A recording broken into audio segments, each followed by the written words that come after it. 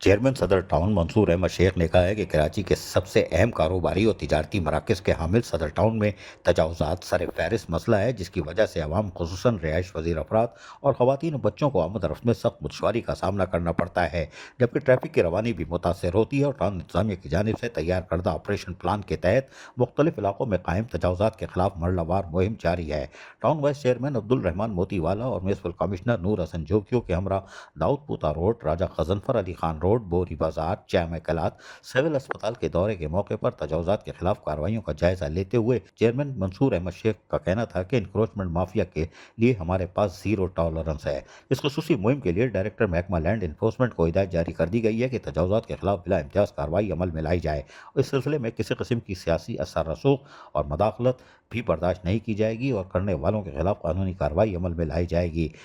ہر علاقے سے ہر قسم کی تجاوزات مکمل خاتمے تک اس مہم کو جاری رکھا جائے۔ چیئرمین منصور احمد شیخ نے دکانداروں سے کہا کہ وہ اپنی دکانوں کے آگے ٹھیلے پتھارے لگانے والوں کی حوصلہ شکنی کریں اور اس ضمن میں اگر صدر ٹاؤن کا محکمہ انسداد و تجاوزات کے عملے کے خلاف کوئی شکایت ہو تو ٹاؤن کے مرکزی دفتر میں فراہم کی جا سکتی ہے۔ عزیز عارف، KBS بلدیاتی نیوز کراچی۔ ایسی ہی خوبصورت ویڈیوز فیوچر میں حاصل کرنے کے لیے ریڈ بٹن پر کلک کر کے اور بیل آئیکن کو پریس کر کے ہم سب کے سبسکرائبر بننا مت بھولیے۔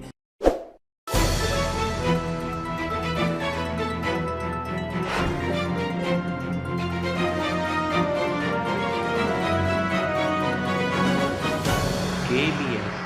بلدیاتی نیوز۔